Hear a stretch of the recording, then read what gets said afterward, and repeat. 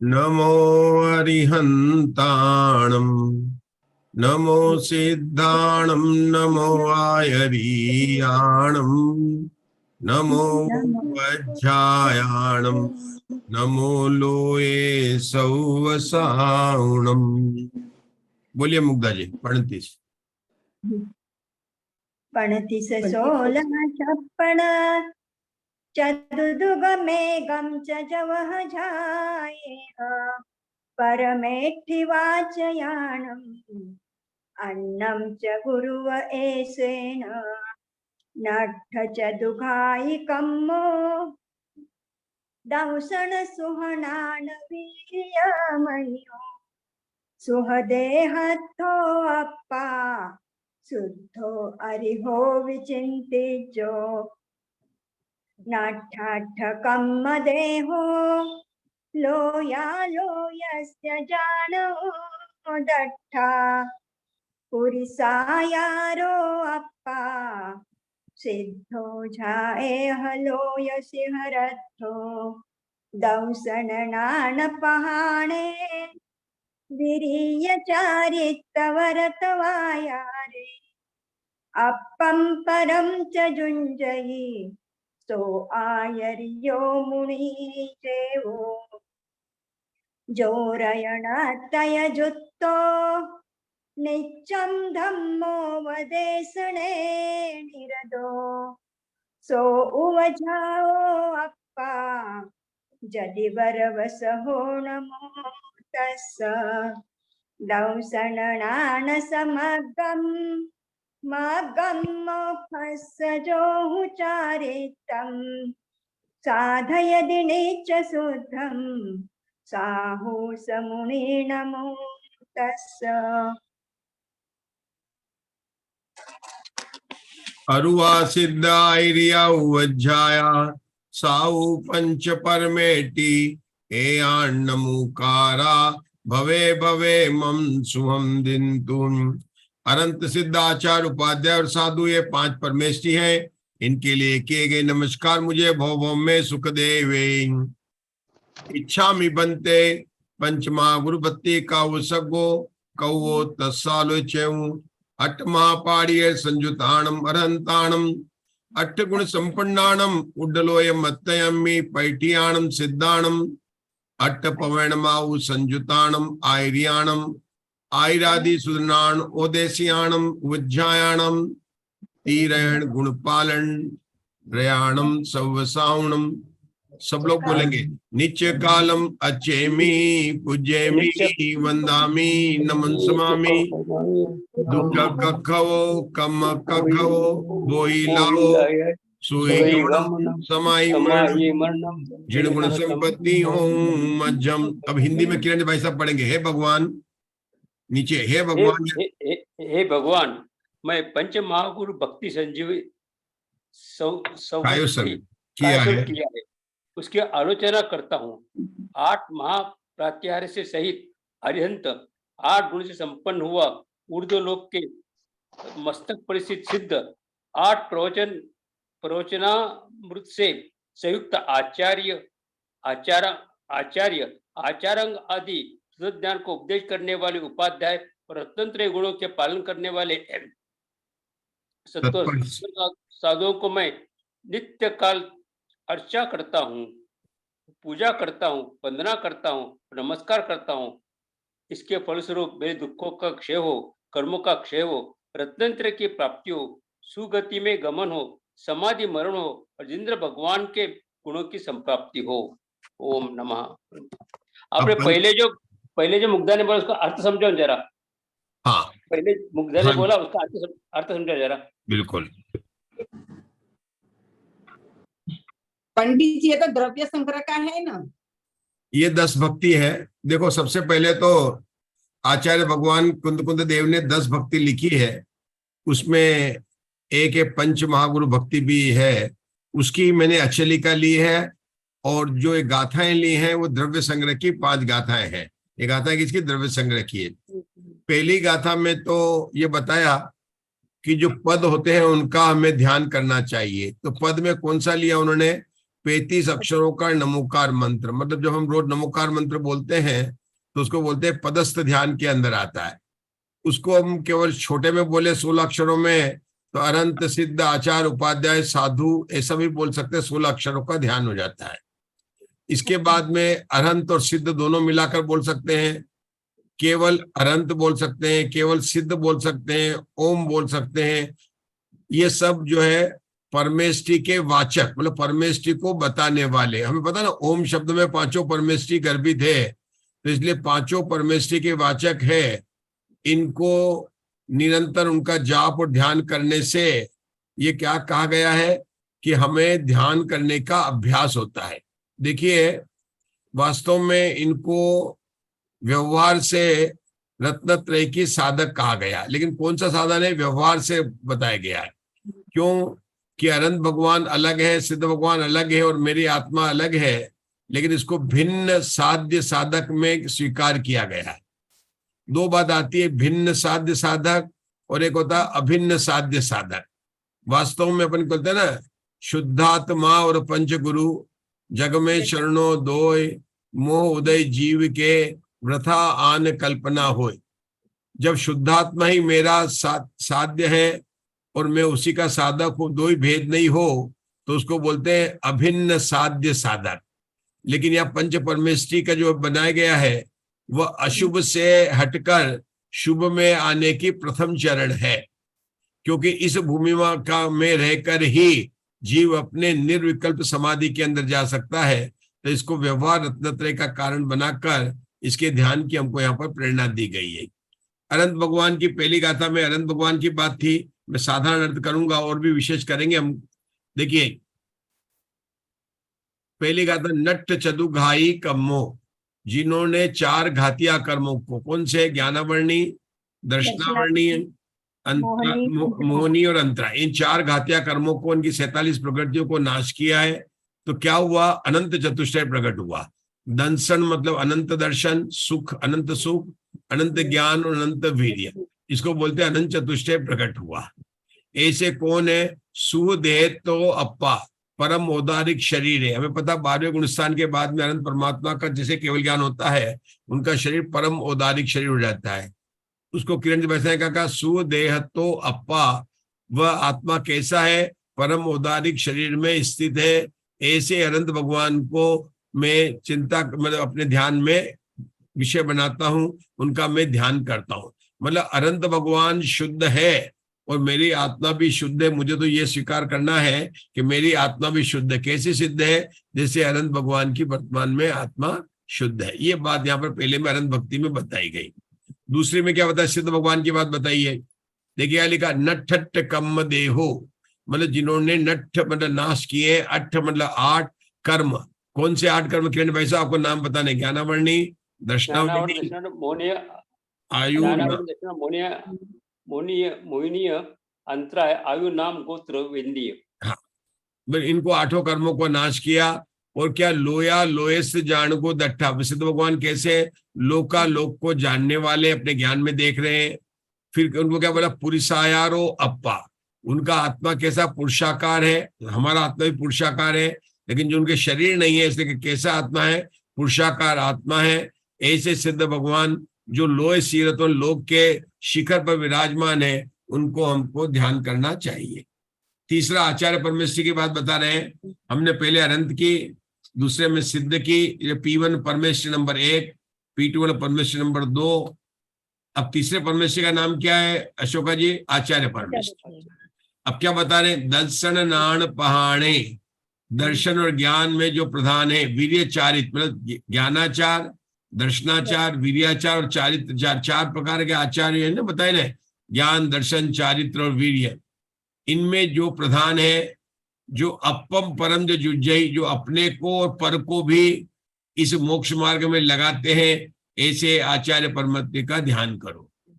3 हो गए। चौथे परमेष्टि का नाम क्या है, उपाध्याय परमेष्टि।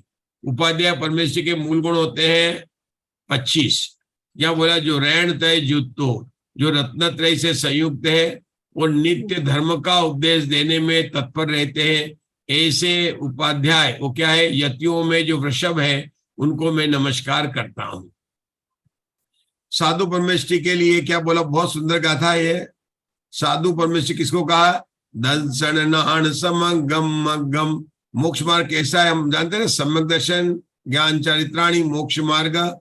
उस मोक्ष मार्ग को जो है उसको साधते हैं नित्य नित्य। ऐसे साधु परमेष्टि को मैं नमस्कार करता हूं। तो यहाँ पर हमने पंच परमेष्टि को नमस्कार किया। आज अष्टानी का पर्व थी, मतलब अष्टानी का ये अपने 28 का दिन था, तो हमने इसको पंचगुरु की भक्ति की। हम 10 भक्तियों को एक एक कर यथासंभव पर उसका भी हम साधना यहाँ पर करेंगे। आज की तारीख कितनी है? 6ठी तारीख है। सर्वप्रथम हम पद्म प्रभु भगवान को नमस्कार करते हैं। देखिए षटखंडागम में पद्म प्रभु भगवान को नमस्कार करने की विशेष बात कहाँ पर आई? धवला पुस्तक 3 में आई है कि पद्म प्रभु भगवान के समूह शरण में 3,30,000 पूरे संख्या थी गणों की। मतलब सभी गण 7 प्रकार के गण होते हैं। कौन कौन से होते हैं हमें पता, केवल ज्ञानी होते हैं, मन पर ज्ञानी होते हैं, 14 पुरधारी होते हैं, रिद्धिधारी होते हैं, 4। इन सबकी संख्या सबसे अधिक 24 तीर्थंकरों में छठे पद्म प्रभु भगवान की सबसे अधिक थी। कितने? 3,30,000 थी। कल हमने आपको बताया था पांचों भगवान के बारे में क्या विशेषता बताई थी? उनके गणधरों की संख्या सबसे अधिक थी। 5 भगवान का नाम क्या था? तीर्थंकर भगवान का नाम क्या है? उनकी क्या विशेषता है कि भाई पार्श्वनाथ भगवान के सबसे कम गणधर की थे 10 थे, 5वें तीर्थंकर के सबसे ज्यादा 116 तीर्थंकर थे। अब जो है 116 गणधर थे। आज अपन बात कर रहे हैं छठे पद्म भगवान। उनमें क्या विशेषता है कि उनके समय जो गण की संख्या समूह शरण में 7 गणों की संख्या थी वो 24 तीर्थंकरों में सबसे अधिक थी।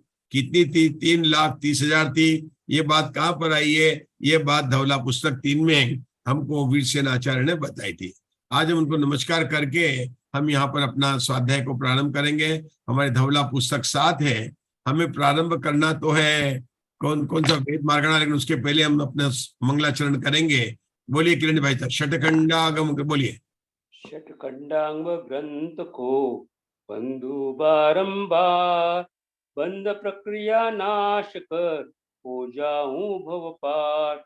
षटखंडागम ग्रंथ का नित्य करूं स्वाध्याय, कर्म बंध के नाश का यही श्रेष्ठ उपाय। कर्म बंध के नाश का यही श्रेष्ठ उपाय। हाँ मुग्धा जी जय। जय मंगल भूदानम विमलानम ज्ञानदंसनमयानम तेल्लोक से हरानम नमो सया सव सिद्धानम। जय उदर सेन नामो जैन महाकम्म पयडि पाहुड सेनो बुद्धि सिरेणु धरियो समप्पियो कुभयन्तस। 70 सहस्र धवलो जय धवलो 60 सहस्र बोधवो महाबंधम 40 सिद्धंतयम अहम वंदे। मैं 3 सिद्धांत ग्रंथों की वंदना करता हूं। उनके नाम है धवल, जय धवल और महाधवल। जो धवला जिसकी 16 पुस्तक में हमारी 7वीं पुस्तक का भी स्वाध्याय चल रहा है, 16 पुस्तकें हैं। वो कितनी बड़ी 70,000 श्लोक प्रमाण उसकी टीका है। दूसरी टीका जो कषाय पावड़ उसका नाम है जय धवला, वो कितनी बड़ी है कि 60,000 श्लोक प्रमाण है। महाबंध जो षटखंडागम का 6ठा खंड है वो कितना बड़ा है? 40,000 श्लोक बराबर है। मैं इनको हाथ जोड़कर प्रणाम करता हूं। हमने 3 को नाम लिया। किसका लिया? धवला, जय धवला और महाधवला। राजेश भैया धवला कौन? जो हम 16 पुस्तक पढ़ रहे हैं ना, वीरसेन आचार्य के द्वारा विचित टीका है, वो टीका कितनी बड़ी है? 70,000 श्लोक प्रमाण है। एक बात। दूसरा क्या बोला? जय धवला। जय धवला कषाय पाउड पर टीका है, वो वीरसेन आचार्य और उनके शिष्य उन्होंने लिखी थी। और आप देखिए वो कितनी बड़ी है कि 60,000 श्लोक प्रमाण है। इसके बाद में महाबंध जो है वो 40,000 श्लोक प्रमाण है। ऐसा कहा जाता है कि महाबंध ही महाधवला है। इसका कारण यह है कि भूत बलि आचार्य ने जो 6ठे खंड महाबंध के जो सूत्र बनाए वे स्वयं इतने बड़े और इतने विस्तार है कि वीरसेन आचार्य ने कहा कि तो स्वयं में टीका है, मैं कहाँ किसकी टीका लिखूंगा। उन्होंने हाथ जोड़कर कहा महाबंध ही महाधवला है। 3 पुस्तकें नाम आते हैं, धवला, जय धवला और महाधवला। जय धवला कषाय पाउड की टीका है, धवला षटखंडागम के प्रथम 5 खंड की टीका है, और महाबंध की कोई टीका नहीं है। जो भूतबली आचार्य के द्वारा जो मूल ग्रंथ है उसी का नाम यहाँ पर महाधवला के नाम से प्रसिद्ध है।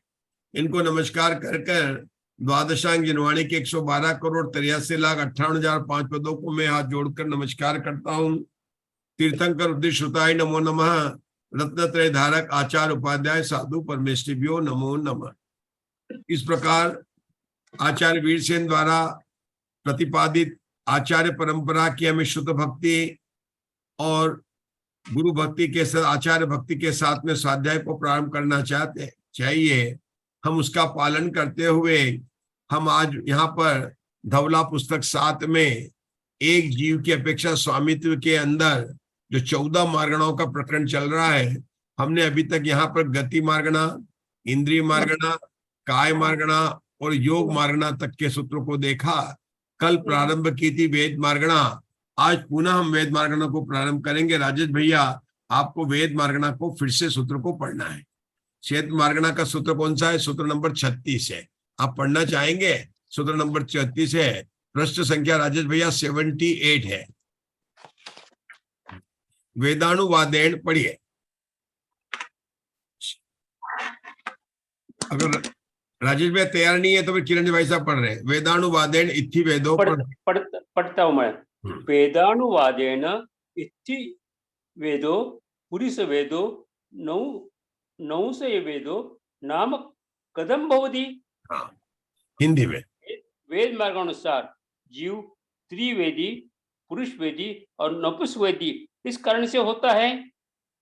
क्या औदिक भाव से, क्या औपचारिक भाव से, क्या क्षायिक भाव से, क्या क्षायिक भाव से, क्या पाणिक भाव से जीव त्रिवेदी आदि होता है? ऐसा मन में विचार कर त्रिवेदी आदि किस कारण से होता है यह प्रश्न किया गया है। इस प्रकार के संशय का विनाश करने के लिए आचार्य आगे का सूत्र कहते हैं। बड़ी आगे के सूत्र, ये प्रश्नात्मक सूत्र है कि 5 भावों में से किसके कारण स्त्री वेद होता है। तो अब यहाँ पर उत्तर दे रहे हैं, सूत्र नंबर 37 में उत्तर दे रहे हैं। बोलिए। चरित्र मोहनीयस्य कम्मस्य उदयेन इत्थि पुरुष नमुंसय वेदा, है ना? नमुंसय वेदा। चारित्रमय कर्म के उद्देश्य से त्रिवेद, पुरुष वेद और नपुंसक वेद होते हैं। शंका। चारित्रमय कर्म के उद्देश्य से त्रिवेद आदि होते हैं, ऐसा सामान्य से कह देने पर समस्त चारित्र होने के उद्देश्य से तीनों वेदों की उत्पत्ति का प्रसंग आता है, किंतु ऐसा नहीं है, क्योंकि परस्पर विरोधी तीनों वेदों की एक ही कारण से उत्पत्ति मानने में विरोध आता है, इसलिए सूत्र घटित नहीं होता। शंका कारण क्या शंका पूछी? पहले तो हमारी आज कौन सी मार्गणा शुरू हुई? वेद मार्गणा शुरू हुई। उषा दोषी, वेद मार्गणा से क्या भेद, कितने भेद होते हैं आप बताना चाहेंगे? कि स्त्री वेदी जीव है, पुरुष वेदी जीव है, नपुंसक वेदी जीव और अपगत वेदी भी जीव है, ठीक है ना? अब ये वेद मार्गणा में कितने गुण स्थान होते हैं बताइए आप? उषा दोषी आपसे पूछ रहे, कल नहीं थे। 1 से 9 तक। 1 से 9, लेकिन 9 के तो 2 भेद है वहां पर। संवेद भाग और निर्वेद भाग से। निर्वेद भाग, तो संवेद भाग तक वेद और निर्वेद भाग में उनको क्या बोलेंगे? ऐसे जीवों को क्या बोलते हैं? उनका क्या नाम है? उनका अपगत वेदी। क्या नाम है? अपगत वेदी। ये अपगत वेदी 90 गुण स्थान के निर्वेद भाग होते हैं। उसके बाद में बस कोई नहीं होता है कि आगे भी होते हैं? नहीं होते, आगे होते हैं। अपगत वेदी 10वें गुण स्थान, 11वें, 12वें, 13वें, 14वें और सिद्ध भगवान, सभी को हम अपगत वेदी कहेंगे। एक मतलब वेद मार्गणा से मतलब सभी जीव हैं। तो इसके बाद में 90 गुण स्थान के जो अपगत वेदी दूसरे भाग से लेकर 10वें, 11वें, 12वें, मतलब ये सब जो है क्या कहेंगे? अपगत वेदी के गुण स्थान होंगे। और सिद्ध भगवान को भी अपगत वेदी कहेंगे। किरण जी भाई साहब ने सूत्र नंबर 36 पढ़ा था अभी, राजेश भैया, उसमें आचार्य ने अपगत वेदी को क्यों छोड़ा? उन्होंने कहा स्त्री वेदी, नपुंसक वेदी और पुरुष वेदी किस कारण से होते? 36 में बोला। 37 सूत्र में क्या बोला प्रीति जी? कि इस चारित्र मोहनी कर्म के उद्देश्य से स्त्री वेदी, मनुष्य वेदी, पुरुष वेदी होते हैं। तो उन्होंने सूत्र के अंदर उन्होंने अपगत वेदी को क्यों छोड़ा? क्योंकि इन तीन क्योंकि मोहिनी कर्म छूट गया, उनके मोहिनी कर्म उनका अलग से उदाहरण आएगा, मतलब अपगत वेदी का अलग होगा और इनके क्या है ना इसलिए बहुत बढ़िया, मतलब इसलिए कारण जो इनको अपगत वेदी जो है मोहनी कर्म नहीं छूटेंगे, उनके वेदनी कर्म नहीं है, मतलब ये इसलिए इनका उदय नहीं है, क्योंकि मोहनी कर्म 10वें गुण स्थान तक है और ये वेद कब तक छूट गया, 90 के दूसरे भाग तक छूट गया। दूसरे भाग तो 10वें गुण स्थान तक मोहनी कर्म को अपन सीधा नहीं बोलेंगे, इनको ये बोलेंगे स्त्री, हाँ स्त्री वेद वगैरह का अपन बात कर सकते हैं कि स्त्री वेद पुरुष वेद इन 3 वेदों कर्म की, मतलब मोहनी कर्म पूरा नष्ट नहीं हुआ, उनकी वेद नामक कर्म प्रकृति का अवश्य नष्ट हो गया। आपने संज्ञाओं के नाम भी सुने होंगे उषा दोषी, पता है कितनी संज्ञा होती है? बहुत दिनों बाद आप आए हैं इसलिए परिग्रह है, आर भय मैथुन और परिग्रह। परिग्रह। तो यहाँ पर 90 गुण स्थान में जब अपगत वेदी होता तो कौन सी संज्ञा चली जाएगी? आर भय मैथुन और हाँ 3 संज्ञा चलेगी। आहार संज्ञा 6ठे गुण स्थान में गई, भाई 8वें के बाद में गई, और 90 के यहाँ पर आने पर अपगत वेदी संज्ञा, लेकिन परिग्रह संज्ञा अभी भी है। 10वें में जाएगी। प्रीति जी क्यों है परिग्रह संज्ञा, क्यों है? कुसुम जी बताना वहाँ पे मोहनीय कर्म है ना, परिग्रह नाम का लोभ नाम की कषाय है इसलिए। हाँ सही है, इसका और अच्छा बताना है अपने को, परिग्रह क्यों कहा, परिग्रह संज्ञा क्यों, बताइए मुग्धा जी। संजुलन कषाय है वहाँ पे, संजुलन कषाय है ना वहाँ। जो आंतरिक परिग्रह है वो मिथ्यात्व और ये कषाय है 13, तो वो सब चली जाती है 10वें गुण स्थान तक। परिग्रह का क्या सूत्र आया तत्वार्थ सूत्र में, मतलब अपन ने पढ़ा तत्वार्थ सूत्र नहीं आया, परिग्रह का क्या सूत्र है? जैसे वो कषाय को भी परिग्रह कहा है, मूर्छा कषाय को परिग्रह। मूर्छा परिग्रह, बहुत बढ़िया, मूर्छा परिग्रह आता है ना, बहुत बढ़िया, मूर्छा परिग्रह। तो जब तक लोभ कषाय है तब तक आसक्ति है, तो मूर्छा परिग्रह उन्होंने इसलिए लिया। मम्मित भाव जो है ये भाव बोलते ना, इसको ही परिग्रह कहा। तो 10वें गुण स्थान तक जो है परिग्रह संज्ञा है और उसके बाद में नहीं है। खैर हमारी तो यहाँ पर अभी आज बात चल रही है कषाय मार्गणा, ये वेद मार्गणा की बात चल रही है। यहाँ पर बताए चारित्र मोहनी की बात बताई, तो शंकाकार ने 2 प्रश्न पूछ लिए। एक शंका तो ये है उसकी कि आपको ये कह रहे चारित्र मोहनी से तो तीनों मानने पड़ेंगे, स्त्री वेद, नपुंसक वेद और पुरुष वेद। तो आचार्य बोलेंगे नहीं नहीं ऐसा नहीं है, वो तो चारित्र मोहनी कर्म के जिस वेद का उदय होता उसी को कहा जाएगा स्त्री वेद भाव में। स्त्री का वेद का उदय, स्त्री वेद का, तीनों वेद तो तीनों होते हैं लेकिन तीनों का उदय एक साथ नहीं होता। जब स्त्री वेद का उदय है तो पुरुष वेद का उदय नहीं होगा, नपुंसक वेद का नहीं होगा। इसलिए जब पुरुष वेद का उदय है तो स्त्री और नपुंसक वेद का नहीं होगा। जब नपुंसक वेद का उदय है तो राजेश भाई किसका उदय नहीं होगा? दूसरे 2 वेदों का उदय नहीं हो सकता, मतलब मान के चलना पड़ेगा, है ना ये बात। अब एक बात हो रहा है कि चारित्र मोहनी का जो उदय है वो तो है कारण, और इसको बताएंगे कार्य, मतलब जो द्रव्य की जो बात हुई है उसको बोलेंगे कार्य की बात बताएंगे, कारण और कार्य संबंधित बताएंगे। क्यों कि वेद नाम कर्म के उदय से इच्छा उत्पन्न होती है, मतलब मैथुन संबंधी इच्छा उत्पन्न होती है, और ये है द्रव्य वेद। उन दोनों के बीच में क्या है? कारण कार्य का संबंध है। ऐसा स्पष्टीकरण आचार्य देने वाले हैं, हम पढ़ने वाले हैं शंका समाधान को। पढ़िए किरण जी भाई साहब। समाधान नहीं, क्योंकि सामान्य से कहे गए भाव अपने विशेषों में रहते हैं। नहीं, क्योंकि सामान्य से कहे गए भाव अपने विशेषों में रहते हैं। इस न्याय के अनुसार यद्यपि सामान्य से कहा गया है तो भी उनकी विशेष रूप उपलब्धि होती है, क्योंकि सामान्य चारित्र मोहनीय से तीनों विरुद्ध वेदों की उत्पत्ति होने में विरोध आता है। अतः स्त्री वेद के उदय से स्त्री वेद उत्पन्न होता है, पुरुष वेद के उदय से पुरुष वेद उत्पन्न, और नपुंसक वेद के उदय से नपुंसक वेद उत्पन्न होता है, यह सिद्ध हुआ। मतलब उसका शंकाकार के क्या प्रश्न था कि आपने चारित्र मोहनी बोला, केवल एक चारित्र मोहनी बोला, तो चारित्र मोहनी के कारण तो एक कारण से 3 कैसे कार्य हो सकते हैं, स्त्री वेद वगैरह। तो शंका का समाधान क्या दिया कि नहीं चारित्र मोह सामान्य बात है, लेकिन जब स्त्री वेद का उदय तो स्त्री वेद, पुरुष जिस वेद का उदय होगा उसी से जो है वो भाव उत्पन्न होंगे। ये बात यहाँ पर बताई गई है, ठीक है ना। शंका, हाँ शंका, स्त्री वेद द्रव्य कर्म से उत्पन्न हुए परिणाम को क्या स्त्री वेद कहते हैं, या नाम कर्म के उदय से उत्पन्न हुए स्तन, जगन, योनि आदि से विशिष्ट शरीर को स्त्री वेद कहते हैं। शरीर को तो यह स्त्री वेद मान नहीं सकते, क्योंकि वैसा मानने पर चारित्र के उदय से वेदों की उत्पत्ति का प्ररूपण करने वाले इस सूत्र से विरोध आता है, और शरीर सहित जीवों के अवगत वेद पाने के अभाव का भी प्रसंग आता है। प्रथम पक्ष ये बनता नहीं, क्योंकि एक में कार्य कारण भाव होने में विरोध आता है। शंकाकार बहुत ही इंटेलिजेंट है। पहले तो बताया कि जो स्त्री का शरीर है उसके अवयव को लेकर बात करता, क्या उससे स्त्री कहते हैं, तो आपको शरीर को स्त्री वेद कहना पड़ेगा। तो कहते हैं नहीं, शरीर को तो यहाँ स्त्री वेद मान नहीं सकते, क्योंकि चारित्र मोहनी कर्म की बात आई थी, भाव की, और हमने भी देखा कि भाव वेद की मुख्यता है। और फिर बोलते अगर शरीर को ही अगर आपने वेद मान लिया है, तो जो अपगत वेदी हो गए तो उनके शरीर है कि नहीं है? 90 गुण स्थान में जो अपगत वेदी है वो शरीर है, उसके तो पुरुष वेदी का शरीर तो नियम से द्रव्य वेद से तो पुरुष वेदी है, पुरुष वेदी है। और ये पुरुष वेदी जब 90 गुण स्थान तक आया था और शपक श्रेणी चढ़ा, उपशम श्रेणी चढ़ा, तो कौन से भी भाव वेद से स्त्री भी हो सकता था, पुरुष भी हो सकता था, द्रव्य से हो सकता था।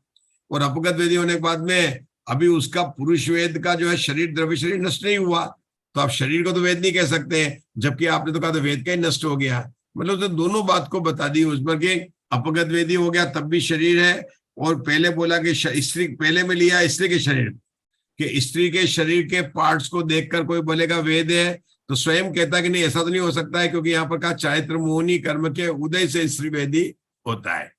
क्यों? क्योंकि अगर स्त्री का शरीर है तो उसके भाव से पुरुष वेद हो सकता है, नहीं हो सकता है?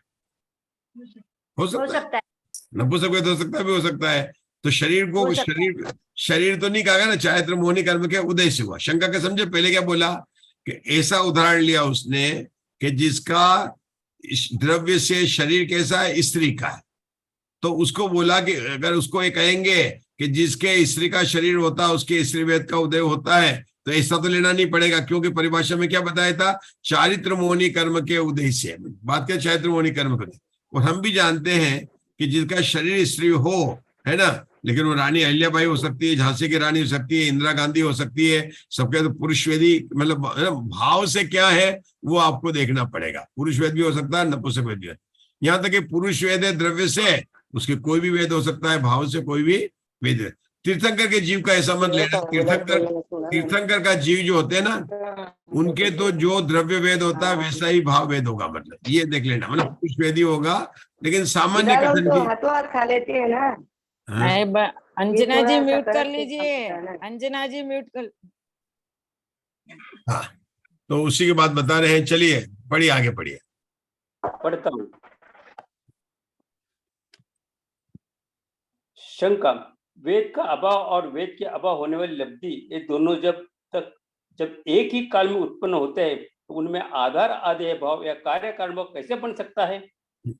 समाधान, नहीं, क्योंकि समान काल में उत्पन्न होने वाले छाया और अंकुर में कार्य कारण भाव देखा जाता है, तथा घट की उत्पत्ति में काल में कुशूल का अभाव देखा जाता है, इसलिए दोनों के एक काल में कोई विरोध नहीं आता। समझ में आए? पक्ष में क्या कहे? दोनों संभव नहीं, कोई विरोध। आपने कौन सा वाला शंका पढ़ी? आपने क्या पढ़ा? शंका पढ़ी आपने? शंका पढ़ी ना। तो स्त्री देवकर्म तो उत्पन्न हुए परिणाम को क्या स्त्री वेद कहते हैं या नाम कर्म के उद्देश्य हुए इसको कहिए? ये तो पहले पूछा था। उसके बाद ऐसा मानने पर चारित्र मोह के उदय वेदों की उत्पत्ति का प्रकरण करने वाले इस सूत्र से विरोध आता है, जो अभी ऊपर ही कहा कि चारित्र मोहनी कर्म के उदय से ये वेद मार्गना, पहले सूत्र 39 नंबर के सूत्र बताया था। और शरीर से जीवों के अपगत वेदी के अभाव का भी प्रसंग आता है।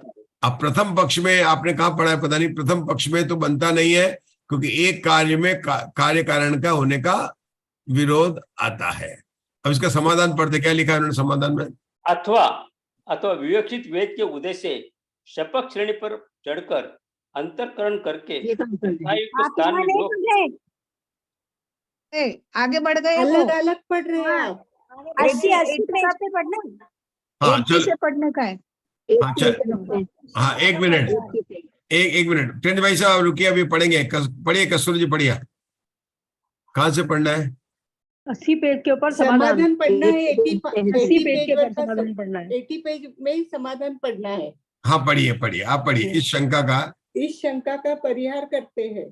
द्वितीय पक्ष तो बनता नहीं, क्योंकि वैसा हमने स्वीकार नहीं किया है, तथा प्रथम पक्ष में कहे गए दोष संभव नहीं है, क्योंकि परिणामों से परिणामी कथनचित भिन्न होने से एकत्व नहीं पाया जाता है, क्योंकि चारित्र मोहनी का उदय तो कारण है और उसका कर्मोदय से विशिष्ट स्त्रीवेदी कहने वाला जीव कार्य है। चूंकि विवक्षित कर्मोदय से उस पर्याय से विशिष्ट वह जीव उत्पन्न हुआ है। अतएव यह कारण कार्य भाव विरोध को प्राप्त नहीं होता। इसी प्रकार शेष वेदों के विषयों में भी कहना चाहिए। कौन से दो पक्ष को लेके बात कर रहे हैं? यहाँ पर दो पक्ष कौन कौन से दो पक्ष बात करें? देखो, पहला पक्ष क्या है कि जिसका शरीर जो है स्त्री का है।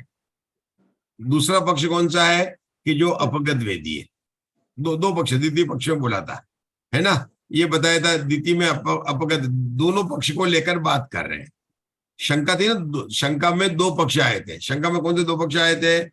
एक आया था जिसका शरीर स्त्री है तो क्या उसके स्त्री वेद होगा? तो कहता है, उसने पहले बोल दिया उसने कि नहीं, वैसा नहीं मान सकते, क्योंकि चारित्र मोहनी कर्म के उदय से उत्पत्ति का निरूपण करने वाले सूत्र में विरोध आता है। ये तो हो गया पहला पक्ष। दूसरा पक्ष क्या? शरीर से जीवों के अपगत वेदी अभाव का भी प्रसंग आता है। अगर आप ये कहेंगे कि द्रव्य, इसको नहीं मानेंगे, चारित्र मोहनी को नहीं मानेंगे, तो क्या होगा कि शरीर अपगत वेदी वो शरीर सहित है, तो फिर उनको भी वेद मानना पड़ेगा। फिर से आप लोग शंका समझिए। शंका क्या कह रहे हैं? क्या शरीर ही वेद है क्या? तो द्वितीय पक्ष में बोला कि अपगत वेदी के भी शरीर होता है, जबकि वेद का उदय नहीं होता है। तो इससे क्या मिला? शंकाकार ने पूछी तो पहले स्त्री का शरीर लेकर बोला था क्या इसके द्रव्य इसलिए होगा, स्वयं ही उसका निराकरण कर दिया कि नहीं, क्योंकि सूत्र में बताया कि चारित्र मोहनी कर्म के उदय में स्त्री वेदी जीव होता है। ये शंकाकार ने स्वयं उसका निराकरण कर दिया। दूसरा उसने बताया कि अगर शरीर को ही मानेंगे तो क्या होगा कि आपके जो शरीर तो है, अपगत वेदी के शरीर तो है, लेकिन वेद का उदय नहीं है। तो इस उसी बात को आचार्य ने, ठीक है ना, शंकाकार ने ऐसा नहीं था कि बिल्कुल उसको ज्ञान नहीं था, इस शंका में वो स्वयं भी एक्सप्लेन कर रहा था और स्वयं उसने शंका भी खड़ी कर दी। लेकिन देखो आचार्य ने उसका समाधान किया कि नहीं, ऐसा नहीं है। द्वितीय पक्ष में क्या है और पहले पक्ष में क्या है? तो पहले क्या बोला? इस शंका का प्रतिहार करते हैं। द्वितीय पक्ष मतलब अपगत वेदी के शरीर पुरुष वेद का है, लेकिन उसके वेद का उदय नहीं है। ये द्वितीय पक्ष है, क्योंकि वैसा मानने में हमें स्वीकार नहीं है। हम मानते ही हैं कि उसके स्वीकार मतलब उसके जो वेद का उदय नहीं है। अपगत वेदी कहा ही उसको जाता है जिसके चारित्र मोहनी के वेद कर्म का क्षय हो चुका है, उदय नहीं है। तथा प्रथम, क्योंकि उपशम श्रेणी में उपशम है और यहाँ पर शपक श्रेणी में क्षय की बात करेंगे। तथा प्रथम पक्ष में कहा, क्या कहा प्रथम पक्ष में? कि जिसका शरीर स्त्री का उसका स्त्री वेद है, तो मानना पड़ेगा। तो वो बोलते कि ये दोष नहीं है, क्योंकि परिणाम परिणामी से कथनचित भिन्न होने से एकत्व नहीं पाया जाता।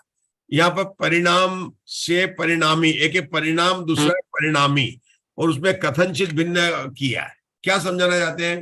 परिणाम और परिणामी, जैसे अंश और अंशी, ज्ञान और ज्ञानवान, परिणाम और परिणामी, मतलब जिसके परिणाम होता उसी को कहा परिणामी। जैसे पर्यायी जीव, पर्याय और पर्यायी, पर्याय वाला है तो उसको क्या कहेंगे? पर्यायी कहेंगे। यहाँ क्या शब्द आ रहा है? परिणाम और परिणामी। तो परिणामी क्या हो गया? वो द्रव्य का, स्त्री का शरीर का ही वो पूरा परिणामी है। कौन से वेद कर रहा? वो स्त्री वेद रूप भाव से परिणाम हो रहे हैं। उसके भाव कैसे? स्त्री वेद के परिणाम से भिन्न हो रहे हैं। अब क्या बोल रहे हैं? ये बोलता है कि जैसे उसका स्त्री वेद है तो उसके साथ में वैसे ही परिणाम होना चाहिए। तो कहते परिणाम परिणामी से कथनचित भिन्न होता है, कथनचित अभिन्न होता है। यहाँ पर किस में लेना, अभिन्न किस में लेना है? कि उसके स्त्री वेद के भाव स्त्री वेद का कारण शरीर नहीं है, उसके चारित्र मोहनी कर्म का उदय है। ये बोला, फिर से बोला, चारित्र मोहनी कर्म का उदय अलग कर्म प्रकृति है, शरीर अलग है। और शरीर कौन सा? स्त्री वेद है। शरीर के निमित्त से भी जीव के परिणाम हो सकते हैं। कैसे? उदाहरण दीजिए। मुझे बहुत जोर से बुखार आ रहा है। बुखार किसको आया? शरीर को आया। बुखार की अवस्था है और शरीर को मुझे आकर आया। तो यहाँ पर शरीर के साथ में अशुद्ध नहीं से वास्तव में जीव को बुखार नहीं आया, लेकिन हम कहते हैं मुझे बुखार आया। तो बुखार आया तो शरीर की दशा से उसको क्या कहा? मैं अभी बीमार हूं। उसको बोला, जीव को बोला ना उसके अंदर। तो इस प्रकार से उसका स्त्री वेद का शरीर है तो उसके क्या स्त्री वेद के भाव होंगे? तो कहते हैं कि आप ऐसा हमेशा मत लो, क्योंकि हो सकता है कि उसके यहाँ पर चारित्र मोहनी कर्म की अपेक्षा से लेना है, परिणाम परिणामी से सर्वथा अभिन्न नहीं होता, कथनचित भिन्न होता, कथनचित अभिन्न होता है। ये बात उन्होंने बताई है ना, ये बात। चलिए आगे चलते हैं। हाँ शंका। पढ़ो। शंका, शेष शायोक्षामिक आदि भाव भी जो यहाँ संभव है, फिर उन भावों से वेदों का निर्देश क्यों नहीं किया? समाधान, नहीं किया क्योंकि वेद निमित्तक परिणामों में शायोक्षमिक आदि परिणामों का अभाव है तथा वेद विशिष्ट जीव द्रव्य में स्थित शेष भावों के 3 वेदों में साधारण होने से उन्हें विवक्षित वेद का हेतु मानने में विरोध आता है। क्या बताया? अच्छा, क्या प्रश्न है? या बोला कि चारित्र मोहिनी कर्म के उदय से स्त्री वेद, पुरुष वेद और नपुंसक वेद होता है ना, जो अपने सूत्र 36वां सूत्र पढ़ा था, 37 उसका कारण बताया था। अब शंकाकार क्या बोल रहा है, यहाँ पर आपने शैवशमिक भाव क्यों नहीं बताया? भाव पांचों तो कहीं पर आप शैवशमिक बताते हो, यहाँ पर नहीं बताए, क्या कारण है? या कौन सा भाव बताया? पहले ये बताओ कौन सा। अपने 5 भाव है ना, औपशमिक, शायिक, शैवशमिक, है ना, उदायिक और परिणामिक। तो अभी यहाँ पर बोला कि चारित्र मोहिनी कर्म के उदय से स्त्री वेद, पुरुष नपुंसक वेद होता है, तो ये कौन से भाव को बात बता रहे हैं? औदायिक भाव की बताए, क्योंकि कर्म के उदय से बताया ना, कर्म के उदय से जो भाव बताया औदायिक भाव की बताया। औदायिक भाव होता है। हाँ। और जब अपने इंद्रिय मार्गणा में बात कर रहे थे तो वहां तो सब शैवशमिक भाव की बात की थी, वहां तो बोले शैवशमिक लब्धि की बात की थी, और यहाँ पर आपने जो है औदायिक भाव की बात। तो शंकाकार तो बिल्कुल छोड़ने वाला तो है नहीं है, बोलेगा आपने यहाँ पर जो है दूसरे भाव क्यों नहीं कहे, यहाँ पर शैवशमिक भाव के आप यहाँ पर औदायिक भाव क्यों कह रहे हैं? शंकाकार की शंका है। हम तो नहीं पूछ सकते थे ऐसा, लेकिन शंकाकार ने तो उसको पूछा है, तो उन्होंने यहाँ पर जो है उस चीज का उत्तर दिया कि यहाँ किसकी नहीं, क्योंकि वेद निमित्तक परिणाम में शैवशमिक आदि परिणामों का अभाव है। ठीक है, देव विशिष्ट है। जब वेद निमित्तक परिणाम है ना, तो उसमें शैवशमिक किसका उपशम और किसका क्षय घटाएंगे? कोई भी नहीं घटेगा। तो उनका वेद निमित्तक परिणामों का अभाव होने से ये शैवशम का उसमें अभाव है, जो वेद निमित्तक परिणाम, ये तो उन्होंने कारण बता दिया है यहाँ पर। लेकिन ये बात जरूर है कि यहाँ पर प्रधानता और मुख्यता से बात कर रही है, जो जीव के स्त्री वेद का उदय उसके बाकी भाव होंगे, ऐसा नहीं कि नहीं होगा, लेकिन हमें तो कहना है कि स्त्री वेद किस कारण से होता है, भाव, पुरुष वेद के भाव और भाव वेद किस कारण से होते हैं, तो उसके अंदर उनको वेदनिक चारित्र मोहिनी कर्म का उदय को मुख्य किया। क्या बताया मैंने? मुझे ही समझना, आपसे मैंने जो बताया उसको समझना। क्या बताया मैंने? प्रश्न क्या चल रहा है कि आपने वेद मार्गणा में उदायिक भाव को मुख्य किया, शैवशमिक भाव को मुख्य नहीं किया। आचार्य ने क्या बताया कि यहाँ शैवशमिक निमित्तिक में, शैवशमिक भाव में इनकी वेद के उदय की निमित्तता नहीं लगती है। तो क्या बताना चाहते हैं, इससे क्या बताना चाहते हैं? शैवशमिक बताएंगे तो किसका क्षय बताएंगे, किसका उपशम बताएंगे? हाँ, किसका जो प्रयोजन किसके बताएंगे, क्योंकि उसका स्त्री वेद के भाव का उदय है तो उसका स्त्री वेद होता है, ठीक है ना। पुरुष वेद का तो पुरुष वेद का भाव होगा, इसलिए सीधा उन्होंने उदयिक बना दिया, भाव भी रहता है। हाँ, ये बताया। चलिए अब कौन पढ़ेंगे? अशोका जी पढ़िए आगे। ठीक है सर। अशोका जी 38 सूत्र। हाँ। अवगत वेदो नाम कथम भवति। अवगत वेदी किस कारण से होता है? यहाँ लय, निक्षेप और भावों का आश्रय कर पूर्व के समान चालना करना चाहिए। हाँ, देखो कल भी आया था, मधु जी ने जब पढ़ा था तो उनसे भी पूछा गया था। अवगत वेद में कौन सा नय लगेगा कि भूत पूर्व नैगम नय से तो वो वेदी लगेंगे, और अब वर्तमान नैगम नय से अवगत वेदी होंगे। ठीक है ना सर? अब लगाओ इसको, जैसे जो अब लगाओ इसको, अब लगाना पड़ेगा आपको, नहीं लगाना पड़ेगा। कौन लगाएगा? मैं लगा के बताओ। जैसे को अपन शपक श्रेणी का लेते हैं, शपक श्रेणी में कोई जी चढ़ा है, अब ये तो गिरेगा नहीं, शपक श्रेणी वाला तो गिरेगा नहीं, बिल्कुल पक्का है, ये तो जाएगा। तो 9वें गुण स्थान में आया तो सफेद भाग से निर्वेद भाग में चला गया। तो अब यहाँ पर नहीं लगाना, अपना लगाओ। एवं भूत में से अपगत वेदी और संभिरूढ़ ऐसे भूतपूर्व ऐसे तीनों वेदी होंगे।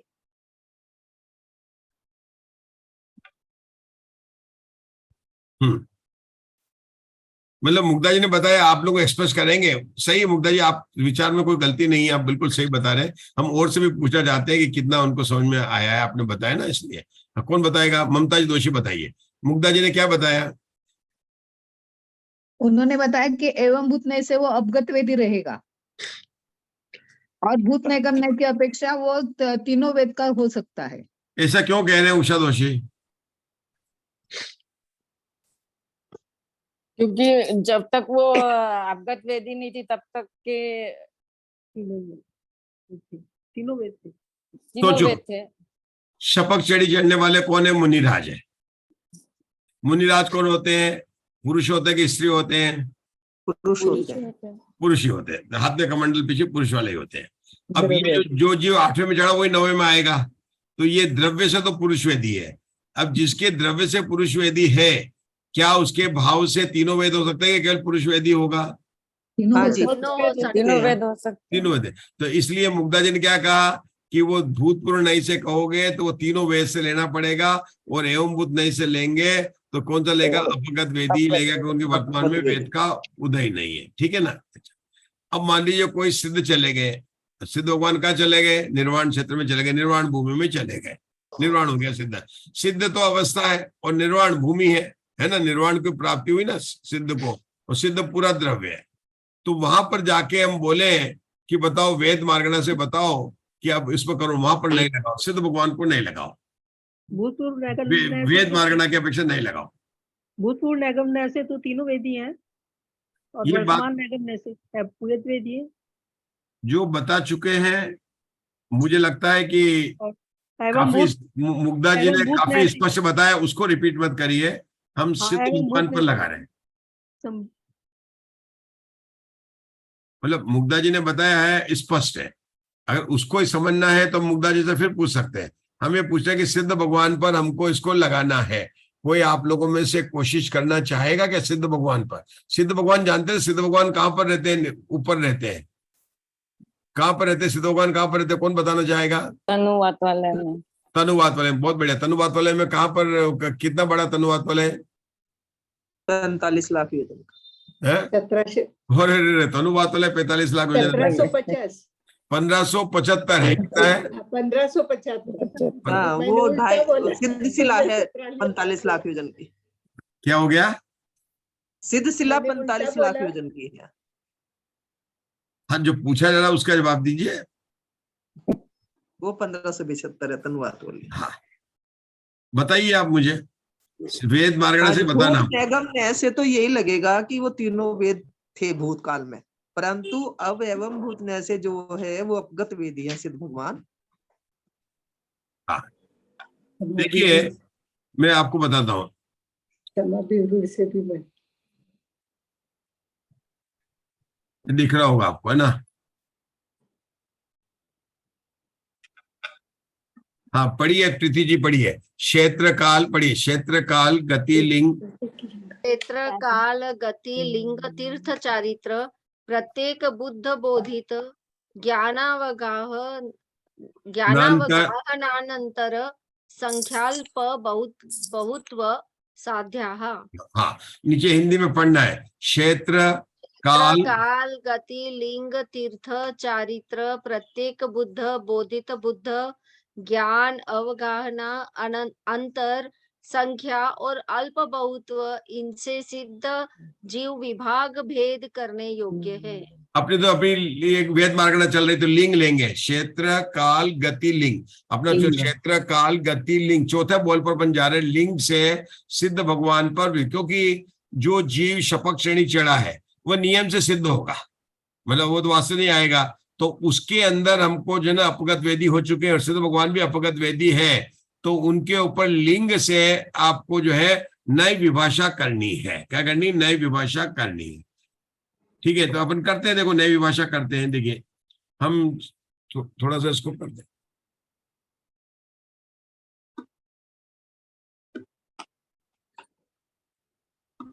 ये देखिए, तो देखिए सबसे पहले देखिए वेद कितने होते हैं? 2 होते हैं, भाव वेद और द्रव्य वेद। बराबर? भाव वेद और द्रव्य वेद। अब वेद के 3 वेद को पुरुष लिंग, स्त्रीलिंग और या लिंग लिखा है, अपन वेद भी बोल सकते हैं, दोनों एक ही बात है। लिंग कहो, ये हो गया लिंग। तो देखो द्रव्य वेद में तो केवल पुरुष वेद से ही जीव की मोक्ष की प्राप्ति होती है। क्या हुआ किरण भाई साहब? द्रव्य वेद से तो केवल पुरुष वेद से वाले जीव को ही मोक्ष की प्राप्ति होती है, लेकिन भाव वेद की अपेक्षा तीनों वेद में से किसी भी वेद के उदय से शपथ श्रेणी चढ़कर मोक्ष की प्राप्ति हो सकती है। इस तरह से वेद भेद निरूपणा में भाव वेद की तरह तीनों विकल्प बन सकते हैं, द्रव्य वेद की तरह एक विकल्प होता है। लेकिन तीर्थंकर का जो जीव होगा उसमें केवल द्रव्य और भाव वेद की अपेक्षा पुरुष वेद ही होता है। ये बात अपन ने पढ़ी है। मतलब जो सिद्ध भगवान है वे ज्ञानादि गुण की अपेक्षा से है ना, और सुख की अपेक्षा से उनमें कोई भी भेद नहीं है। लेकिन अगर वेद मार्गणा की अपेक्षा से उनको अगर हम भूतपूर्व बताना चाहें तो कौन सा जीव है वह वहां पर सिद्ध अवस्था से पहले क्या वो स्त्री वेद के सहित उदय चढ़ा था, भाव वेद से बात कर रहे हैं, या पुरुष वेद के उदय चढ़ा था, या नपुंसक वेद के उदय चढ़ा था। शपथ श्रेणी चढ़ने के कषाय वेद को लेकर कितने भंग बनते हैं। जब कोई जीव शपथ श्रेणी चढ़ता है, शपथ श्रेणी कब चढ़ता है? सातिशय प्रमद गुणस्थान वाला जीव शपथ श्रेणी चढ़ता है, तो उसके कितने भंग बनते हैं वेद और कषाय की अपेक्षा से? 3 बनेंगे। 4 कषाय वेद की अपेक्षा 7 बनेंगे है, 5। आप बताओ। 7 7 और बताओ। अस्थि नास्ति दोनों लगाएंगे क्या? 12 बनेंगे। 12 अस्थि नास्ति दोनों लगाएंगे क्या? नहीं, 12 क्रोध है ना, क्रोध कषाय। जब क्रोध कषाय जीव स्त्री वेद के साथ में चढ़ा, पुरुष वेद के साथ में चढ़ा, नपुंसक के चढ़ा, तो क्रोध कषाय के कितने हो गए? 3। मान कषाय के हो गए 3, माया कषाय के हो गए 3, और लोभ कषाय के 3 हो गए। तो 12 भंग बनेंगे। कितने बनेंगे? 12 भंग बनेंगे।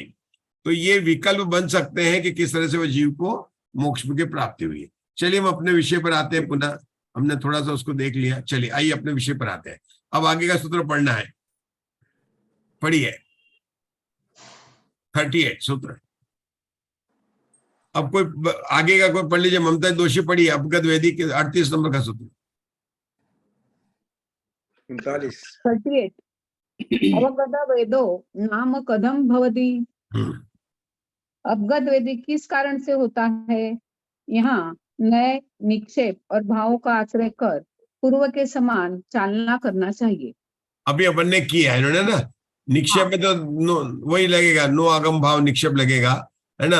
और भावों में अपन यहाँ पर कौन सा भाग लगाया? वेदी में अपन लोग लगाया था उदयिक भाव का, उनको अभाव हो गया।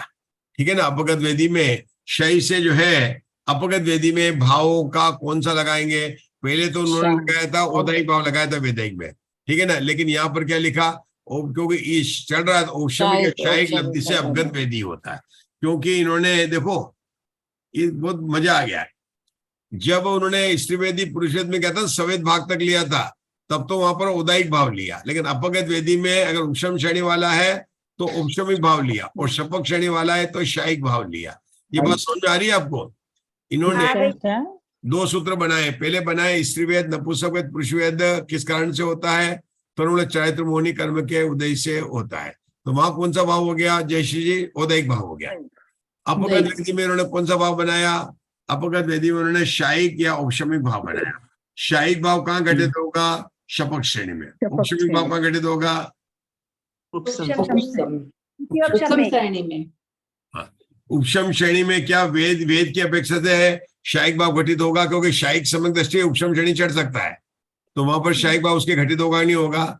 जो जीव घटित होगा, चारित्र जीव की अपेक्षा नहीं होगा। हाँ, अपने चारित्र की बात कर रहे हैं, क्योंकि जो वेद है ये चारित्र मोहनी का वेद है। ये सम्यक मतलब जो अपन बोलते हैं शायिक समग्र दृष्टि चढ़ता है, वो तो श्रद्धा दर्शन मोह की अपेक्षा से है। तो हमें तो यहाँ पर बात करनी चारित्र मोह की अपेक्षा से। तो इसका मतलब क्या हुआ ममता जी? कि उपशम वैली वाला जो अपगत वेदी है उसके उपशमिक भाव होगा, और जो शपक श्रेणी वाला अपगत वेदी है उसके शायिक भाव होगा। क्या बताया राजेश भैया? क्या बताया मैंने? राजेश भैया क्या चर्चा चल रही है अपनी? अपनी चल रही है अपगत वेदी की। क्या चल रही है? अपगत वेदी के किस कारण से होता है और कौन सा भाव होता है? अपगत वेदी। अपगत वेदी कहाँ होता है? नवे गुण स्थान के निर्वेद भाग से अपगत वेदी होता है। अभी नवा गुण स्थान शपक श्रेणी में भी आता है और उपशम श्रेणी में भी आता है। जो उपशम श्रेणी में चढ़ते हैं उसके उपशमिक भाव होता है, जो शपक श्रेणी में चढ़ते हैं उसके शपक शायिक भाव होता है। हमने ये कहा, हमने यहाँ चर्चा की कि भाई उपशम श्रेणी तो शायिक समक दृष्टि भी चढ़ सकता है और द्वितीय समक दृष्टि भी चढ़ सकता है। तो क्या जो शायिक समक दृष्टि चढ़ेगा उसके शायिक भाव होगा? तो हमारे मुग्धा जी ने सही उत्तर दिया था कि नहीं होगा, क्योंकि शायिक समक दृष्टि वो दर्शन मोह की अपेक्षा से है, जबकि अपगत वेदी की जो बात है वह तो चारित्र मोहनी कर्म के नाश से है। इसलिए वहां पर जो वहां पर उपशम है, उपशम श्रेणी में 21 प्रकृतियों का उपशम किया जाता है और शपक श्रेणी में शपना की जाती है। इसलिए शपक श्रेणी के अंदर शायिक भावी होगा और उपशम श्रेणी में औपशमिक भावी होगा। बात समझ में आए? ऐसी है ना? चलो आगे आगे बढ़ते हैं। सूत्र 39। हाँ, वह समी आए, खई आए, लब्धि है। औपशमिक व क्षायिक लब्धि से होता है। विवक्षित वेद के उदय से उपशम श्रेणी पर चढ़कर मोहनीय कर्म का अंतर करके यथा योग्य स्थान में विवक्षित वेद के उदय, उदीर्णा, अपकर्षण, उत्कर्षण, पर प्रकृति संक्रम, स्थिति कांडक और अनुभाग कांडक के बिना जीव में जो पुद्गल स्कंदों का अवस्थान होता है उसे उपशम कहते हैं। उस समय जीव की जो वेद के अभाव रूप लब्धि है उससे यथा अपगत वेद होता है। इस कारण क्षम लब्धि से अपगत वेद होता है, यह कहा गया है। अथवा विवक्षित वेद आप पहले चर्चा कर रहे हैं, उपशम की चल रहे हैं। उपशम दो 39 सूत्र में दोनों बात कर रहे हैं, उपशमिक भाव भी शायिक भाव भी है। तो उपशमिक भाव में बता रहे उपशम भाव कैसे हुआ कि जो उपशम श्रेणी चढ़कर मोहनी कर्म का अंतर करके, मतलब चढ़ रहा उसने मोहनी कर्म का अंतर किया है और शेष स्थान। ऐसा क्यों लिखा? मोहनी कर्म का अंतर क्यों किया? क्या अंतरकरण करने के बाद में फिर उसका जो सारी चालू होती है ना, अंतर करने के बाद में, मतलब पहले नपुंसक वेद का उपशमक होता है, फिर स्त्री वेद का उपशमक होता है, फिर पुरुष वेद का उपशमक होता है। तो उपशम श्रेणी चढ़ा, अंतरकरण किया और उसने जो है उपशम किया। तो उपशम की परिभाषा बता दी किसमें होती है कि उपशम किया जीवों का उन्होंने बताया न संक्रमण होगा, न उदय होगा, न उदय होगा। ये सब बातें, उदय नहीं होगा, उदीर्णा नहीं, अपकर्षण नहीं, उत्कर्षण नहीं है, और प्रकृति संक्रमण नहीं होगा। स्थिति कांडक, घात और अनुभव कांडक के बिना जो पुद्गल स्थानों का अवस्थान, कौन थे पुद्गल स्थान? वही वेद कर्म की प्रकृति का उपशम श्रेणी में बात करते। आगे अथवा विवक्षित वेद के उदय से शपक श्रेणी पर चढ़कर अंतरकरण करके यथा योग्य स्थान में विवक्षित वेद संबंधी पुद्गल स्कंदों के स्थिति और अनुभाग सहित जीव प्रदोषों से विशेषतः दूर हो जाने को क्षय कहते हैं। उस अवस्था में जो जीव का परिणाम होता है वह क्षायिक भाव है। उस भाव की लब्धि को क्षायिक लब्धि कहते हैं।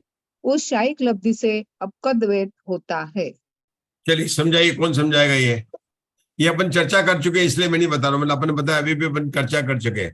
कौन ट्राई करेगा? अशोका जी बताएंगे, बताओ। अनम्यूट कीजिए। बात किसकी चल रही है किरण जी भाई साहब?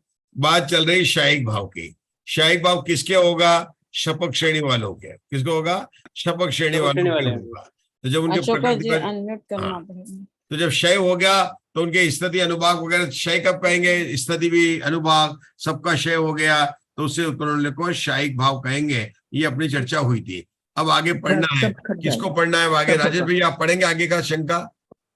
हाँ जी, पढ़ता हूँ जी। पढ़िए पढ़िए पढ़िए।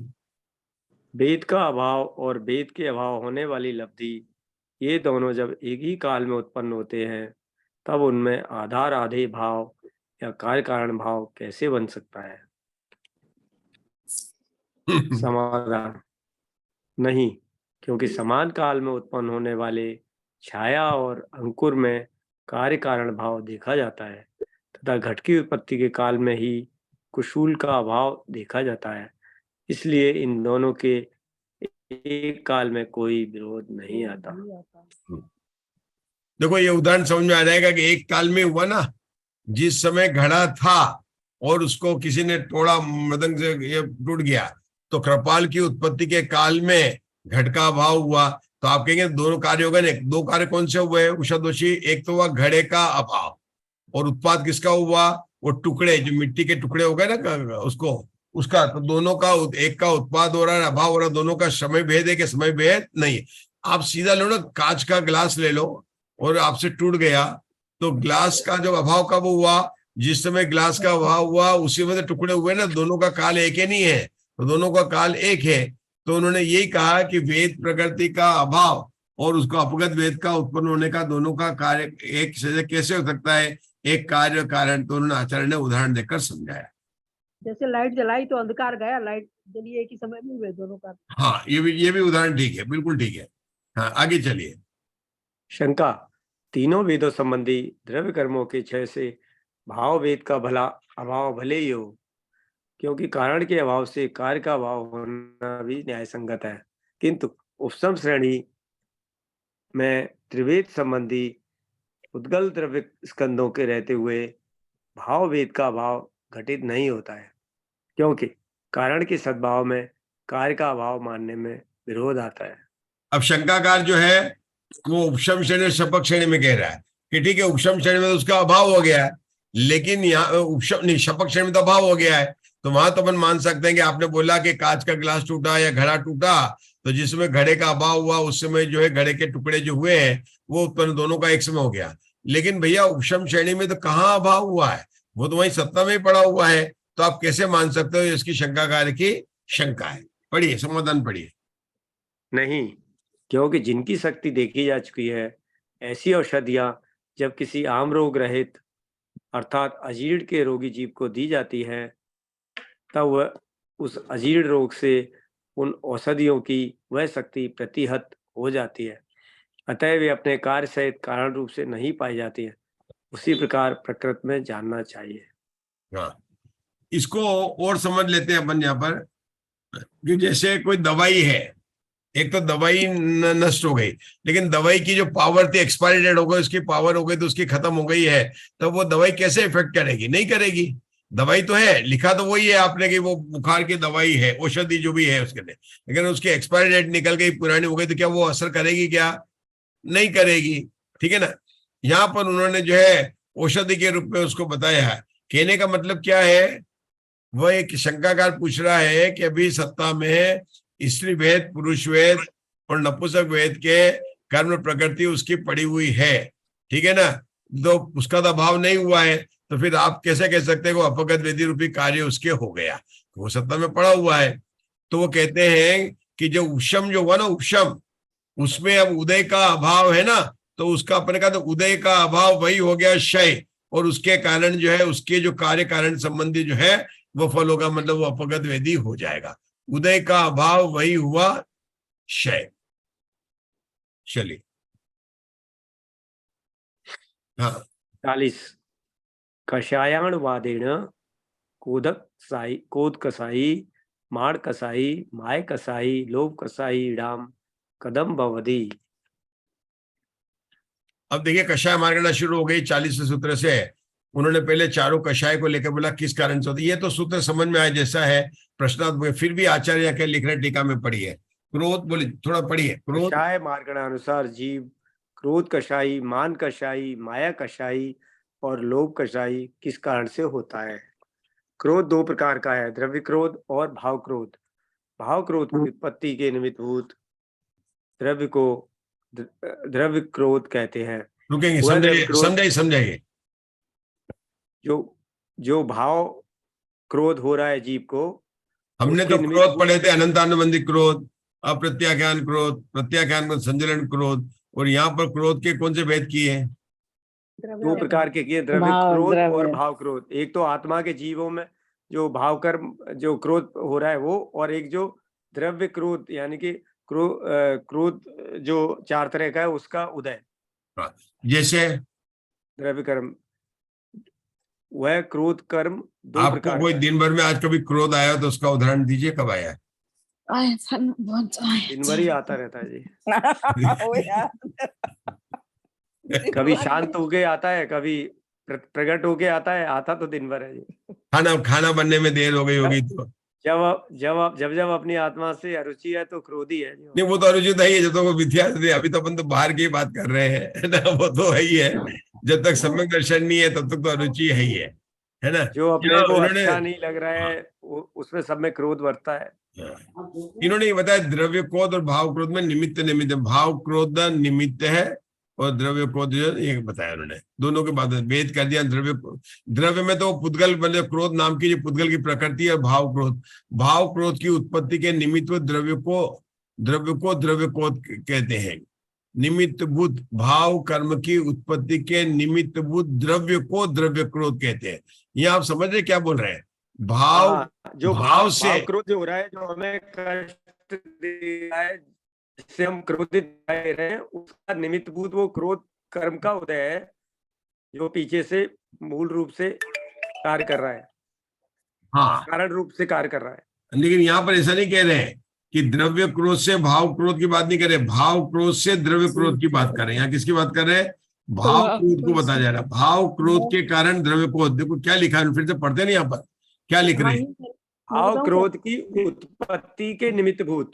हाँ, मतलब द्रव्य क्रोध के कारण भाव क्रोध हुआ, है ना। हाँ नहीं, हाँ, भाव ये क्रोध के कारण द्रव्य क्रोध हुआ। यहाँ जो भाव में- बताया द्रोह क्रोध है कर्म द्रव्य और नो देखो निमित्त भूत द्रव्य को, भाव क्रोध की उत्पत्ति के निमित्त भूत द्रव्य को, मतलब द्रव्य से भाव हो रहा है। हाँ, हाँ जी। द्रव्य क्रोध से भाव हो रहा है, उसको उन्होंने यहाँ पर कहा। जो क्रोध हो रहा है उसका कारणभूत द्रव्य क्रोध के उदय का। हाँ, मतलब कि अभी बात क्या मैं क्यों बार बार बोल रहा हूं? कर्म विचारे कौन, भूल मेरी अधिकाई। और यहाँ पर तो बोल रहे हैं कि कर्म के कारण मुझे भाव हो रहा है, मतलब द्रव्य क्रोध का उदय है इसलिए मुझे भाव हो रहा है, ये यहाँ पर बताया जा रहा है। जब भी मैं स्वभाव में असावधान हूं तो मेरा, या जब वो उदाहरण दिया ना उसमें कि जब तेज तेज पानी बह रहा है तो फिर उस समय तो फिर सिर्फ हम बहते चले जाते हैं, वैसे यहाँ हो रहा है जब तीव्र भाव। मैं बोलना चाहता हूं कि मुनिराज शपथ श्रेणी में चढ़ रहे हैं, जब तक उनके क्रोध कषाय का नष्ट नहीं हुआ है, वो क्रोध कषाय कब नहीं होगा? 90 गुण स्थान के दूसरे भाग तक जो है, सवेद के भाग में जो पहले भाग तक तो चारों कषाय है, उसके बाद में क्रोध जाती है, तो तब तक उसके क्रोध है। और मुनिराज ध्यानस्थ अवस्था में, 90 गुण स्थान ध्यानस्थ अवस्था में है, ठीक है, नहीं समझे? तो उनके तो वैसे भाव, उनके क्रोध का उदय है, तो क्या उनके भाव क्रोध मानना पड़ेगा? भाव क्रोध नहीं है उदय, उनके द्रव्य क्रोध का उदय है, भाव क्रोध नहीं है, क्योंकि वो इस समय स्वभाव में स्थित है। नहीं, मैं अपन किस बात पे जा रहे हैं? अपन अध्यात्म के पे जा रहे हैं कि कर्म के प्रकृति के कारण अगर मुझ में क्रोध हो तो मेरे में क्रोध कषाय का अभाव कब होगा? क्योंकि प्रकृति का तो अनादिकाल से चल रहा है। नैमित्तिक संबंध है, कर्ता कर्म नहीं है। निमित्त नैमित्तिक संबंध है, कर्ता कर्म नहीं है। वो बात यहाँ हो ही ये नहीं तो रही। बहुत वो मोटी बात हो बात ही हो नहीं रही, गई। यहाँ है ही नहीं, कर्ता कर्म वाली बात ही नहीं अभी यहाँ बोली। ये तो बहुत मोटी बात हो गई। वो बात यहाँ नहीं हो रही, कर्ता कर्म वाली बात ही नहीं हो रही है। यहाँ तो जो बताया गया उससे बोल रहे हैं कि अगर ऐसा माने क्या तो क्या दोष आएगा?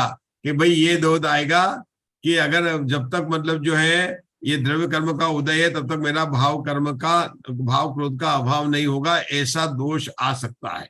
आगे बोलो। वह द्रव्य क्रोध दो प्रकार का कौन सा है? द्रव्य क्रोध दो प्रकार का है, कर्म द्रव्य और नो कर्म द्रव्य। लो, हाँ, मतलब कर्म द्रव्य यानी कि कोई निमित्त रूप से, कोई मम्मी पापा स्त्री भाई बहन, वो भी निमित्त बन सकते हैं क्रोध आने का, भाव क्रोध आने का, और वो जो द्रव्य कर्म का उदय है वो भी हो सकता है। तो इसको अपन क्या बोलेंगे? गाली सुनी मन खेद न आनो। बोलो, लगाओ उसमें।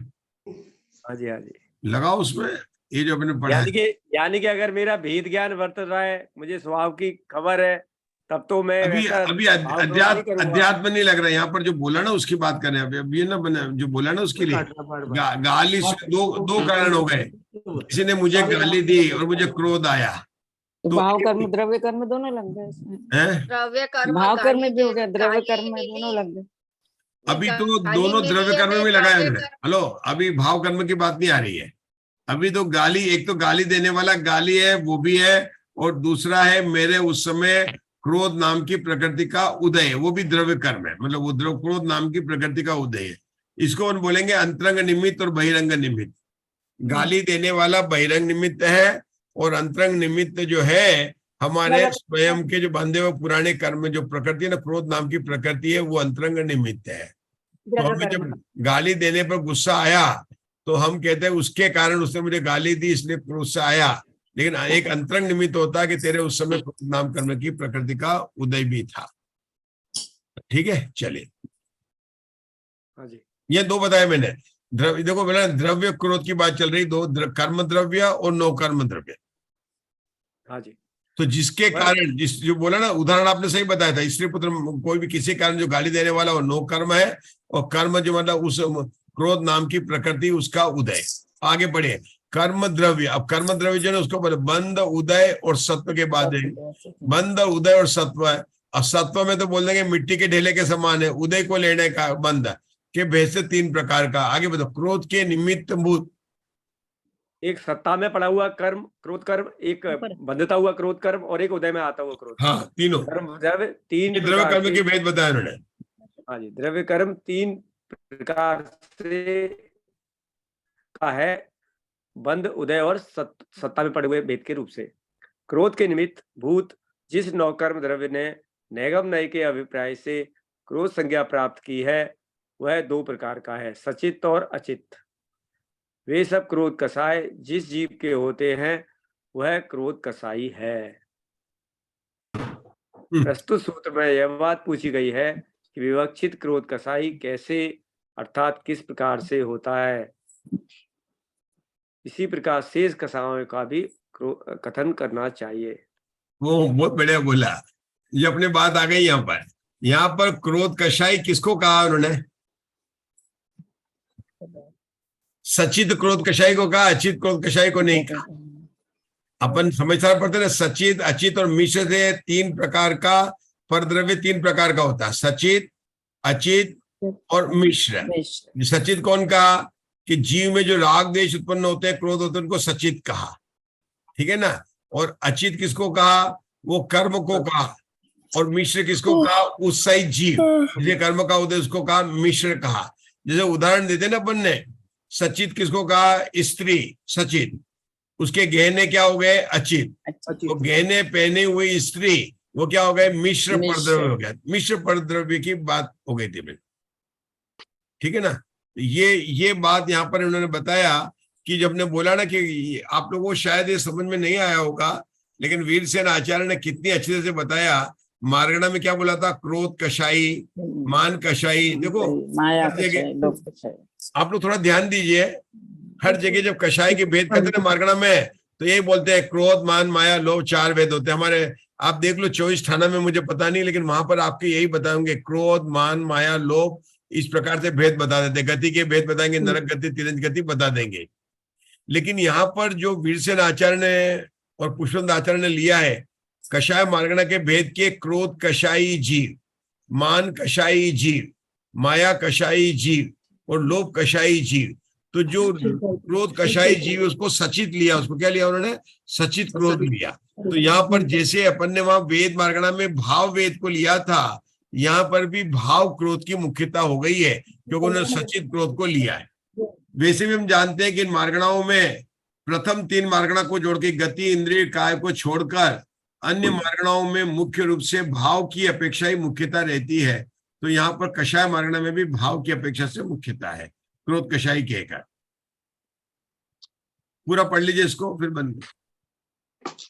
अविवक्षित कषायों का निवारण करके कषायों का ज्ञान कराने के लिए अगला सूत्र आया है। पूरा हो गया। क्या आया अगला सूत्र? क्या आया? एक पढ़ लीजिए सूत्र। हाँ जी, 43 41। हाँ 41। चरित मोहणीयस कम्मस उदयेन। चारित्र मोहनी कर्म के उदय से जीव क्रोध कषाई आदि होता है। हाँ। आदि मतलब मान कसाई, माया कसाई, लोभ कसाई और नो कसाई। सामान्य से निर्देश किए जाने पर भी यहाँ विशेष की उपलब्धि हो जाती है, क्योंकि सामान्य निर्देश विशेषों में भी घटित होते हैं, ऐसा न्याय है। अतः क्रोध कषाय के उदय से क्रोध कषाई, मान कषाय के उदय से मान कषाई, माया कषाय के उदय से माया कषाई और लोभ कषाय के उदय से लोभ कषाई होता है। यह बात सिद्ध हो जाती है। ये 2 लाइन और पढ़ लेते हैं जो कषाय मार्ग में समाप्त हो जाएगी। एक और पढ़ लीजिए आगे का। 42 और 43 अकसाई डाम कदम भवदी 43 उपशम याए खई आए लद्दिए। हाँ, दोनों पढ़ लीजिए। कषाय किस कारण से होता है? पूर्वोक्त कषायों में से किसी कषाय के अभाव से जीव अकषाई होता है। किस कषाय के अभाव से जीव अकषाई होता है, यह बात यहाँ पूछी गई है। विवक्षित अकषाई के ग्रहण कराने के लिए अगला सूत्र कहते हैं, औपशमिक व छायक लब्धि से जीव अकषाई होता है। चारित्र मोहनी के उपशम से और क्षय से जो लब्धि उत्पन्न होती है उसी से अकषायपना उत्पन्न होता है। शेष कर्मों के क्षय व उपशम से अकषायपना उत्पन्न नहीं होता, क्योंकि उससे जीव के तत्प्रायोग्य औपशमिक या छायक लब्धियां उत्पन्न नहीं होती है। अब रुकेंगे यहाँ पर अभी। हाँ जी। ये अकषाय जैसे अपने वेद मार्गण में कहा था ना, तो वेद कारणा में भी यहाँ पर क्या हुआ कि जो अकषाई है, देखो यहाँ पर भी कषाय में जब लेता क्रोध कषाई, मान कषाई, माया कषाई, लोभ कषाई कहा था, तो वो कौन से भाव के कारण बताया था? और अकषाई कौन से भाव? 5 भाव होते हैं ना अपने, औपशमिक, शायिक, शायुषमिक, औदायिक और पारिणामिक। तो मेरा प्रश्न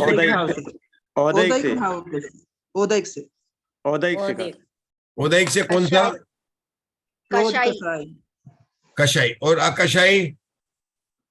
अकषाई छायक लब्धि से और 6 से औपशमिक और छायिक। औपशमिक और शायिक। हाँ, औपशमिक और शायिक। औपशमिक भाव कहाँ पर होगा अशोका जी? उपशम श्रेणी में। और शायिक भाव कहाँ होगा? शायिक श्रेणी में। सिर्फ स्थान बदल गया है। क्या स्थान हुआ कि पहले अपगत वेदी हुआ था, तो अब दूसरे भाग में चारों कषाय का उदय है, और जब उसके दूसरे भाग में जब क्रोध गया, फिर मान गया, फिर माया गया, लोभ का जो है 10वें गुण स्थान में जाएगा, तो वहां पर जो है, लेकिन उपशम श्रेणी वाले के उस कषाय के अभाव होने पर, या उपशम श्रेणी वाले के उस कषाय का उपशम होने पर औपशमिक भाव होगा, और शपक श्रेणी के शायिक भाव होगा, जैसा हमने वेद मार्गणा में अपन ने चर्चा की। तो ये ध्यान है, वेद मार्गणा और कषाय मार्गणा में क्या समानता है कि जब तक वेद का उदय है, जब तक कषाय का उदय है, उसको तो आचार्य ने उदयिक भाव से समझाया, और जो अपगत वेदी है और अकषाय जीव है, उनको आचार्यों ने औपशमिक भाव और शायिक भाव के रूप में बताया। ये बात बताई, क्योंकि अपना क्या चल रहा है, अपना क्या चल रहा है, एक जीव की अपेक्षा से स्वामित्व। तो कैसे हुआ स्वामित्व, कैसे हुआ, आज अपने यहाँ रुक रहे हैं, लेकिन क्या कैसे क्या बता रहे हैं यहाँ पर? एक जीव की अपेक्षा स्वामित्व क्या बता रहे हैं?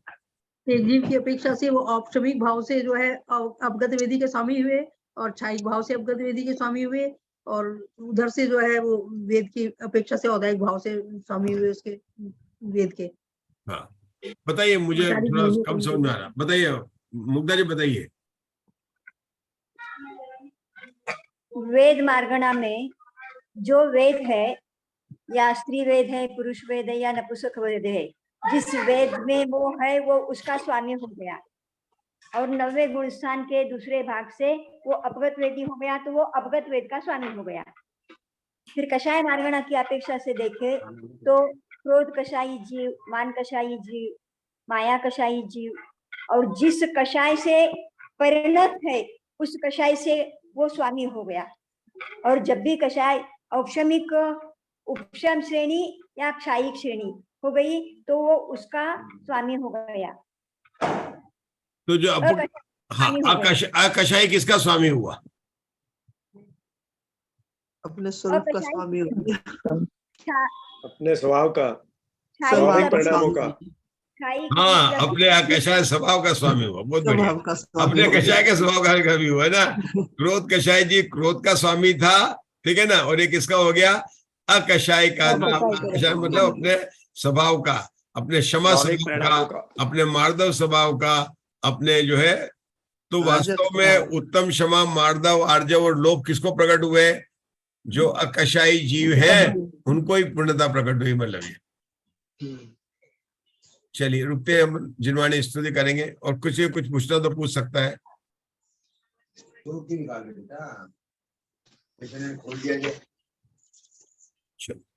जिनवाणी स्तुति, किरण जी भाई साहब जिनवाणी स्तुति कीजिए आप। वाणी के ज्ञान से लोकालो, सो वाणी मस्तक नमो सदा देत हूँ दो। सेवक जो अरिहंत नित देवो निर्ग्रंथ, दया दर्प पालो सदा यही मुक्ति का पंथ। धर्म करत संसार धर्म करत निर्वाण, धर्म पंथ साधे बिना नर तिर्यंच समान। धर्म पंथ साधे बिना समान। नमोकार मंत्र। ओम नमो अरिहंताणम, ओम नमो सिद्धाणम, ओम नमो आयर्याणम, ओम नमो उज्जायाणम, ओम नमो लोये संवत्सराय। ओम नमो अरिहंताणम, ओम नमो सिद्धाणम, ओम नमो आयर्याणम, ओम नमो उज्जायाणम, ओम नमो लोये संवत्सराय। ओम नमो अरिहंताणम, ओम नमो सिद्धाणम, ओम नमो आयर्याणम, ओम नमो उज्जायाणम, ओम नमो लोये संवत्सराय। ओम नमो अरिहंताणम, ओम नमो सिद्धाणम, ओम नमो आयर्याणम, ओम नमो उज्जायाणम, ओम नमो लोये संवत्सराय। ओम नमो अरिहंताणम, ओम नमो सिद्धाणम, ओम नमो आयर्याणम, ओम नमो उज्जायाणम, ओम नमो लोये संवत्सराय। ओम नमो अरिहंताणम, ओम नमो सिद्धाणम, ओम नमो आयर्याणम, ओम नमो उज्जायाणम, ओम नमो लोये संवत्सराय।